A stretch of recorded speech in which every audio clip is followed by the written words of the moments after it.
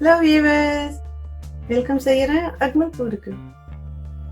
இன்றைக்கி சூப்பரான ஒரு கீமா ரைஸ் தாங்க வந்து செய்ய போகிறோம். பார்த்தீங்கன்னா மட்டன் கீமா, சிக்கன் கீமான்னு நினைக்கிறீங்களா? இல்லைங்க, சோயா வச்சு தாங்க நம்ம வந்து அதே மாதிரி ஒரு டேஸ்ட்டில் வந்து செய்ய போகிறோங்க. நான்வெஜ் எப்படி இருக்கோ அந்த மாதிரி கீமாவிலேயே எப்படி இருக்குன்னு பார்க்கலாங்க. அதுக்கு முன்ன ஃபஸ்ட் டைம் வாட்ச் பண்ணுறவங்களா இருந்தால் மறக்காத சப்ஸ்கிரைப் பண்ணுங்கள். வாங்க இப்போ எப்படி சொல்லலான்னு போய் பார்க்கலாம்.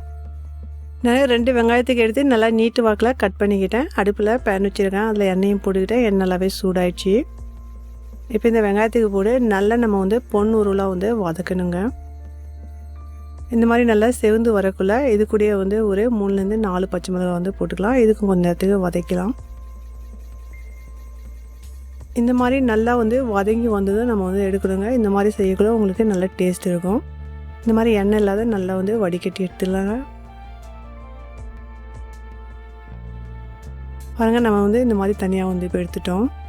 பாருங்கள், நான் வந்து ஒரு 100 கிராம் இருக்கும் சோயாக்கு எடுத்து நல்லா சுடு தண்ணியில் போட்டு இதுக்கு வந்து சாஃப்ட் பண்ணிக்கிட்டேங்க. தண்ணி இல்லாத நல்லாவே வந்து வடிகட்டிக்கிட்டேன். கொஞ்ச நேரம் வந்து ஊறின பிறகு எவ்வளோ முடியுதோ அந்த மாதிரி தண்ணி இல்லாத வடிகட்டி எடுத்துணுங்க.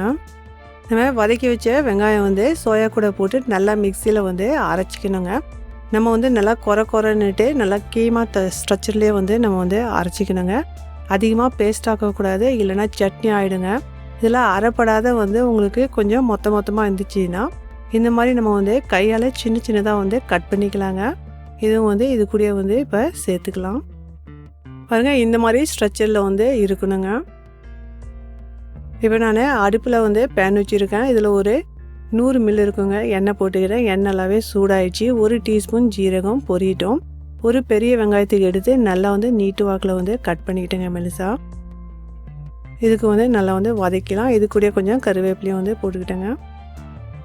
இதில் பார்த்தீங்கன்னா ஒரு 2 டேபிள் ஸ்பூன் இருக்கும் இஞ்சி பூண்டு விழுது. இதுவும் வந்து இதில் போட்டுக்கலாம். இஞ்சி பூண்டு விழுது போடக்குள்ள நல்லாவே வந்து உங்களுக்கு அந்த டேஸ்ட் கொடுக்குங்க. இதனுடைய பச்சை வாசனை போகிற வரைக்கும் நல்லா வந்து வதக்கலாம். இதில் வந்து ஒரு மீடியம் சைஸ் இருக்கும். ஒரு 2 தக்காளி எடுத்து நல்லா வந்து நீட்டு வாக்கில் கட் பண்ணிக்கிட்டேன். இது கூட வந்து பச்சை மிளகாவும் வந்து 1 எடுத்து சின்னதாக கட் பண்ணிக்கிட்டேன். இப்போ எல்லாமே நல்லா வந்து வதக்கலாம். நானே பவுடர் மசாலா எடுத்துருக்கிறேன். பார்த்தீங்கன்னா ஒரு 2 டீஸ்பூன் இருக்கும் மட்டன் மசாலா எடுத்துக்கிட்டேன். உங்கள்கிட்ட சிக்கன் மசாலா, மட்டன் மசாலா எது இருக்கோ போட்டுங்க, நல்லா டேஸ்டியாக இருக்கும். 1/2 டீஸ்பூன் மஞ்சத்தூள், 1/2 டீஸ்பூன் மிளகாத்தூள், 1 டீஸ்பூன் ஜீரகத்தூள், 1 டீஸ்பூன் மிளகுத்தூள், 1/4 டீஸ்பூன் மல்லித்தூள். இப்போ இது எல்லாமே வந்து நம்ம வதக்கிட்டு இருக்கோம் இல்லைங்களா, இதில் வந்து சேர்த்துக்கலாம். இந்த தக்காளி வந்து ரொம்ப வதங்கணுன்ட்டு இல்லை, கொஞ்சம் நல்லா வந்து வதங்கிச்சின்னா போதும்.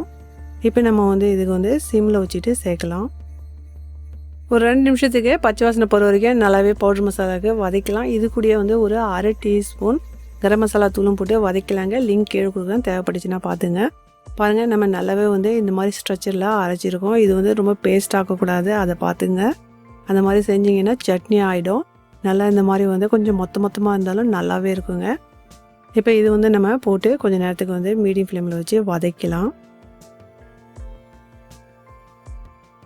இதுக்கு ஒரு 10 நிமிஷத்துக்கு நம்ம வந்து நல்லா வந்து வதக்கலாங்க. அப்போ தான் அது நல்லா வெந்தும் வரும். இது நம்ம அரைச்சி இருக்கிறதால கொஞ்சம் சீக்கிரமாகவே வந்து வெந்துடும்.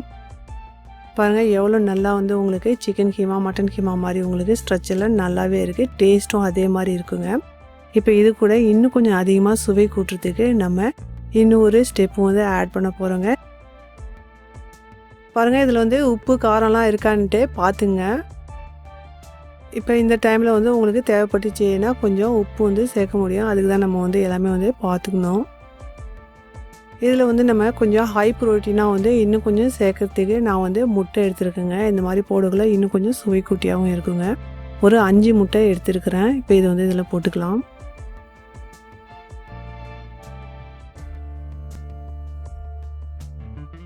இது கூட வந்து கொஞ்சமாக வந்து உப்பு வந்து சேர்த்துக்கலாம். மொதல் வந்து நம்ம உப்பு போட்டிருக்கோம், பார்த்துங்க. இது கூட வந்து 1 டீஸ்பூன் மிளகுத்தூள் வந்து சேர்த்துக்கலாம். இதுக்கே நல்லா நம்ம வந்து மிக்ஸ் பண்ணி விட்டுக்கலாம். மீடியம் ஃப்ளேம்லேயே வச்சு இதுக்கு வந்து நம்ம வந்து இதுக்கு நல்லா கலந்து விட்டுக்கிட்டே இருக்கலாங்க. பாருங்கள், எவ்வளோ சூப்பரான ஒரு கீமா ஸ்ட்ரக்சரில் எவ்வளோ நல்லா வந்திருக்கு பாருங்கள். இதுக்கு தேவையான அளவு கொஞ்சமாக வந்து நம்ம வந்து கரியாண்டர் லீஃபும் வந்து போட்டுக்கிட்டோம். இந்த சாதத்துக்கு நான் நல்லா உதிரியாக வந்து வடித்து வச்சுக்கிட்டேங்க. நல்லா ஆற வச்ச சாதம் இது. இது எல்லாமே வந்து ஒரு 5 பேர் சாப்பிட்ற மாதிரி போர்ஷன் நான் செஞ்சிட்ருக்கேங்க. ஒரு கப் வந்து எடுத்திருந்தேன் பெரிய கப்பால். இப்போ இது கூட வந்து மறுபடியும் கொஞ்சமாக வந்து இதில் கரம் மசாலா தூள் வந்து போட்டுக்கலாம். கடைசியில் போடக்குள்ள நல்லாவே இருக்கும். நான் ஒரு 3/4 டீஸ்பூன் இருக்கும் போட்டுக்கிட்டேன். ஒரு 2 டீஸ்பூன் வந்து இதில் லெமன் ஜூஸும் வந்து சேர்த்துக்கலாம். கடைசியாக வந்து ஒரு 2 டேபிள் ஸ்பூன் இருக்கும் நெய், இதுவும் வந்து இதில் சேர்த்துக்கலாம். சேர்க்கக்குள்ள நல்லா மணமாகவும் இருக்கும். இதுக்கு நல்லெண்ணெய் வந்து ஹை ஃப்ளேமில் வச்சு இதுக்கு கலந்து விட்டுக்கிட்டே இருக்கலாங்க. இந்த சாதம் சூடாகிற வரைக்கும் நல்லா வந்து கலந்து விட்டாச்சு. பாருங்கள் எவ்வளோ சூப்பரான ஒரு ஸ்ட்ரக்சரில் எவ்வளோ நல்லாயிருக்கு. மறுபடியும் வந்து ஒரு அரை கைப்பிடி இருக்கும். இதில் வந்து நான் கரியாண்டர் லீஃப் வந்து கட் பண்ணி போட்டுக்கிட்டேன். இந்த ரெசிபி உங்களுக்கு பிடிச்சிருந்துச்சுன்னா மறக்காத உங்கள் ஃபேமிலியோட அதிகமாக ஷேர் பண்ணுங்கள். இதே மாதிரி வந்து செஞ்சு பார்த்து எப்படி வந்துச்சுன்னு மறக்காமல் எனக்கு வந்து காமெண்ட் பண்ணுங்கள். பாருங்கள் இந்த மாதிரி வந்து பசங்களுக்கு செஞ்சு கொடுக்கக்குள்ள ரொம்பவே வந்து விருப்பமாக சாப்பிடுவாங்க. நம்ம சோயாவில் பார்த்திங்கன்னா வறுத்து நம்ம வந்து வெங்காயத்துக்கு அரைச்சோம் இல்லைங்களா, இந்த சோயாவில் ஒரு பிடிக்காத ஒரு வாசனை இருக்குங்க. இந்த மாதிரி நம்ம வந்து வறுத்து அந்த வெங்காயத்துக்கு போட்டு அரைக்கக்குள்ள நல்லா உங்களுக்கு வந்து டைல்யூட் ஆகிடுங்க அந்த வாசனை. அவ்வளோ வந்து அருமையான ஒரு டேஸ்ட்டில் நம்ம வந்து சமைச்சிருக்கிறோங்க. இந்த சேனலில் பார்த்தீங்கன்னா சோயா குழம்பு வந்து ரொம்ப நல்லாவே வந்து எல்லாம் நிறையா பார்த்துட்ருக்காங்க. நான் ஒரு 5 விதமான வந்து சோயா வச்சு வந்து ரெசிபி போட்டிருக்கேங்க. தேவைப்பட்டுச்சுன்னா கீழே கொடுக்குறேங்க. எல்லாமே வந்து ரொம்பவே நல்லா இருக்குங்க. அது வந்து தேவைப்பட்டுச்சுன்னா ட்ரை பண்ணுங்கள். எப்படி வந்துச்சுன்னா அதுலேயும் காமெண்ட் பண்ணுங்கள். Enjoy food.